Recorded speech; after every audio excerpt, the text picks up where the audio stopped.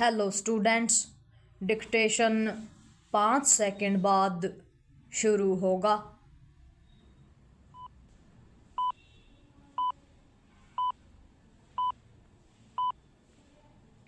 Start.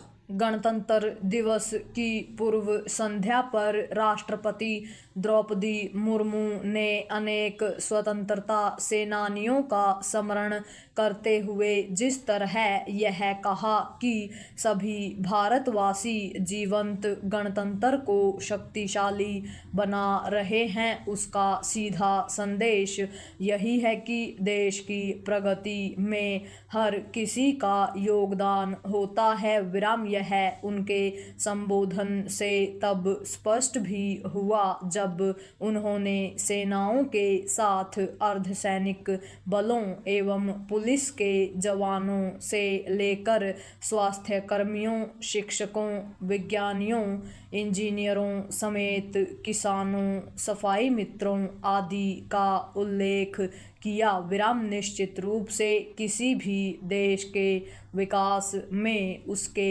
सभी नागरिकों का योगदान आवश्यक ही नहीं, अनिवार्य है। विराम भारत ने गणतंत्र के रूप में पिछले 76 वर्षों में जो भी प्रगति की है उसके लिए सभी को गर्व होना चाहिए। विराम यह एक तथ्य है कि तमाम समस्याओं और चुनौतियों के बावजूद भारत ने एक ओर जहां स्वयं को एक सफल गणतंत्र सिद्ध किया है, वहीं दूसरी ओर विश्व के प्रमुख राष्ट्र के रूप में भी उभारा है। विराम आज अंतर्राष्ट्रीय समुदाय में भारत की स्थिति कहीं अधिक सुदृढ़ है। विराम इसी सुदृढ़ता के कारण 2047 तक देश को विकसित राष्ट्र बनाने का स्वप्न देखा जा रहा है। विराम इस स्वप्न को साकार करने के लिए संकल्पित होने का यह सही समय है। विराम यह संतोष का विषय तो है कि देश सही दिशा में बढ़ता हुआ दिखने के साथ विभिन्न क्षेत्रों में उल्लेखनीय उपलब्धियां भी प्राप्त कर रहा है, लेकिन इसे लेकर सजग रहने की भी आवश्यकता है कि विकसित भारत के लक्ष्य को पाने के लिए अभी बहुत कुछ करने की आवश्यकता है। विराम इस आवश्यकता की पूर्ति कैसे हो, इसकी चिंता शासन प्रशासन के लोगों के साथ आम जनता को भी करनी होगी। विराम पैरा यह स्वाभाविक है कि शासन एवं प्रशासन की ओर से देश को आगे ले जाने के लिए विभिन्न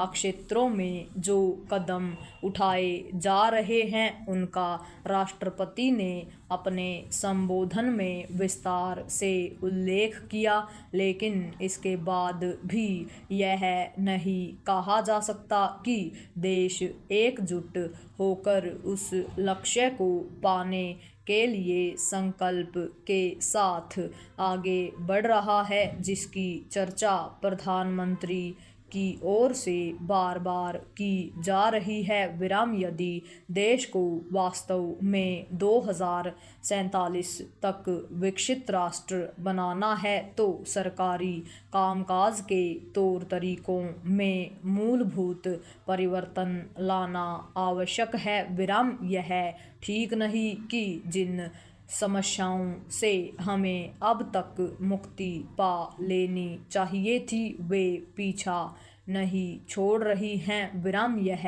आभास गहराई से किया जाना चाहिए कि नौकरशाही का भ्रष्टाचार, वायु एवं जल प्रदूषण में वृद्धि, शिक्षा की गुणवत्ता को लेकर उठते प्रश्न और शहरी ढांचे में अपेक्षित सुधार के अभाव आदि ने हमारी प्रगति को बाधित कर रखा है। विराम यह समझा जाना चाहिए कि इन बाधाओं को दूर करके ही विकसित देश के सपने को साकार किया जा सकता है। पूर्ण विराम।